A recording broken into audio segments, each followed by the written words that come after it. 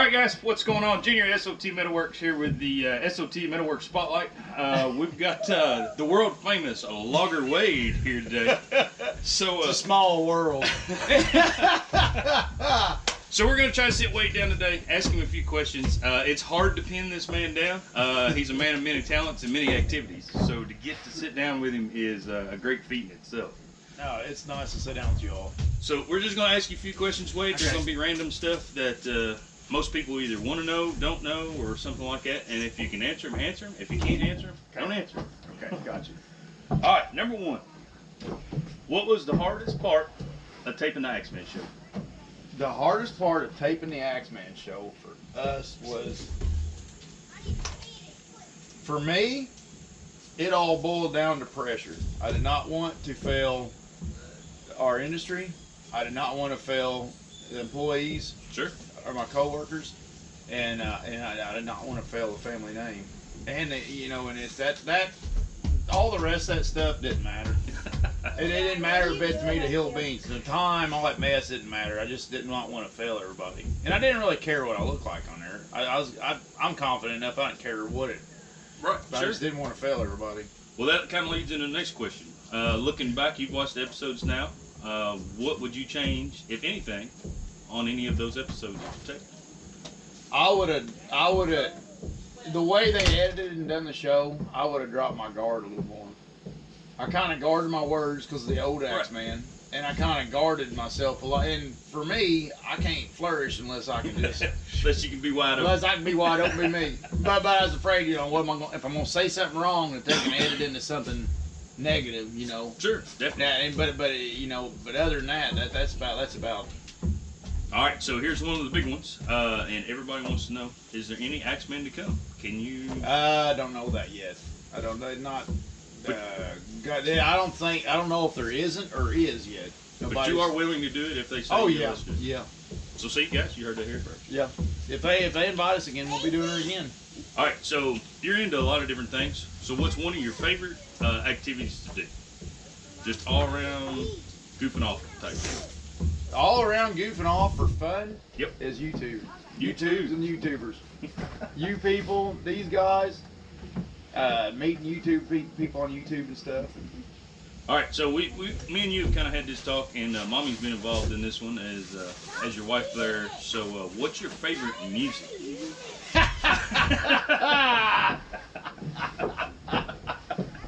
There is not one genre that I don't listen to. Not one. But you do like Gary Allen. We gonna clarify that? Everything that don't have Gary Allen in it, like that. I'll tell you another one Mommy burnt me out on is that old boy, I forgot his name now. But there's that Mommy picks a band and just obsessively listens to it. And me, I'm all over the place. I like to listen a little bit of everything. All right. And I do mean a little of everything. So, what is your all-time favorite piece of equipment? My favorite machine, and Dirt Perfect got me in on this, but my favorite machine's probably the Din or Blackie. Blackie's my comfort. Yeah. Blackie's my go-to. Blackie's like sitting on the couch for me. When I want to shut my brain off or just be a useful activity that I can just relax in. But when it comes to actually doing stuff, the Din is by far the best machine, I think. All right, so when we ask this question, just remember you're on S.O.T's channel with this whole deal here. Who is your favorite YouTuber? Oh, well, don't say Dirt Perfect because he's sitting behind the camera. No, with S.O.T here, it would definitely have to be S.O.T. No, come on, name somebody else. I know you got one out there that my favorite that you like to watch or anything. I don't have time to watch YouTubes. I have so much going on making. We was discussing that earlier. You don't when you're making YouTubes, it ain't a thing of being arrogant. And every one of us that fights to make a YouTube content, we all feel awkward that we make these friendships and stuff, and then we miss their material. But we're all fighting so hard to get our material out there. Taking time to do your stuff. Yeah, I don't know who. I don't know. I'd have to think on that a while. Maybe I'll come back to that later. All right, we did that one. We asked who your favorite country music singer was. So my favorite country music singer is probably like this is. All right, so what's something about Wade that nobody out there really knows anything about? What is something you do, or I mean, did you spend time in prison or anything? Or, no, I'm just messing with No you. aliases. No aliases. Of course, everybody knows I like people. I love people. I don't know. I'd have to think on that one too. All right, here's a real important question. Does mommy snore at night? No snoring. Molly does not do any So snoring. you get peaceful sleep. Yeah. No Oh snore. yeah. She steals covers. Mommy's a little cover hog. You wake up in the morning, you go to sleep, you're all bundled up. You wake up next morning, she's got the bundle and you're shivering. Daddy, you're the one who's snoring. So this is kind of rolling into what we just talked about. As Logger Wade, as much as you do, how do you find time to post on YouTube every day?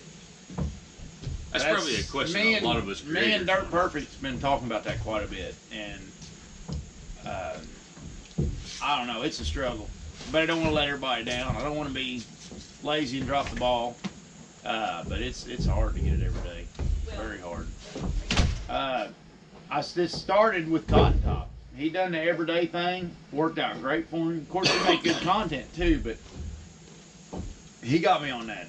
The everyday stuff, and it does. It'll kickstart your algorithm. Let's Dig's been going through that. He went from 100,000 to 200,000 overnight, pretty much, because of the everyday videos, you know. And it ain't worked like for me like that, but it does pump your algorithm a bit, and that's what we was going for with it. But I don't know if I'll keep that up long term or not. So you've been around a lot of YouTubers. You've probably watched a lot of YouTube over the years, stuff like that. So when did you start YouTube? Do you remember? Yeah.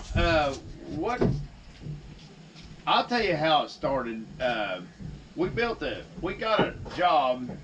Yeah, I won't get on all the detail. We got a job up north one time. It had these. It was bought economically priced because the access was absolutely horrible. And we had to go, and we went. It was in the middle of summer, mind you. Ground was dry as a bone, and the skidders would not climb up the hill. From the yard hill to the hill over where we had to go logging. And the skidders we had to take a dozer, and the dozer barely climbed it, and then start tying off skidders in a train and pulling them up to get them over there. And like, how are we gonna get logs through this? And it was a oddball situation. So we ended up making this bridge out of pine, out of big tall white pine that was on the north end of this property. He's got a good video on it. You can go check it out. Yeah, it's on there. Timber Bridge, I think is the name of the video. But anyways, we drug that wood to the area we was going to do the bridge, and we had old equipment, old hood boom and stuff, like no brakes and all that stuff, and we lowered it down with other equipment, built us a bridge, and the bridge turned out to be, the deck height was 25 feet high. It was 25 feet in the air from the deck to the bottom of the ravine. And then the free span was 65 feet long. And it was is trees laid down there. And we run woven cable through it to hold it together. And it worked perfectly. I mean, I think we could have hauled logs over it. If I told Big Daddy, I said, we're ending up in this again, we'll just make one of them and put haul over log trucks.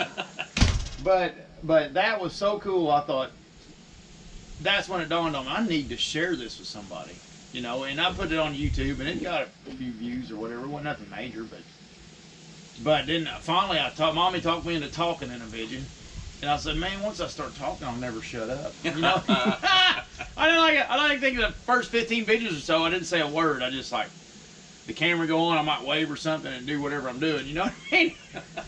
But if I start talking, it was over with there. So you've been on YouTube that long, and the end of 2011.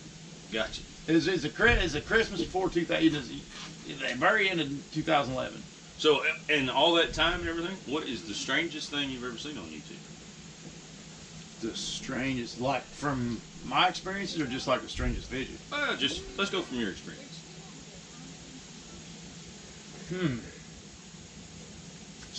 Weird people. I'd have to say weird. Are you a people watcher, that is? No, the weird people, every once in a while you stumble. It don't happen often. I've grown. That's one good thing about slow growth, like I've had, is you don't pull on many weirdies. Right. But you do get one once in a while.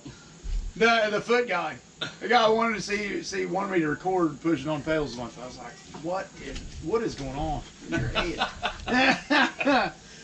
All right, guys. So that's all the questions we got today. We appreciate you guys Thank tuning in you. for the SOT Spotlight here. Everybody, make sure you go out and check Logger Wade out there. Go over to Please. his channel and subscribe if you Thank haven't. you. Thank you.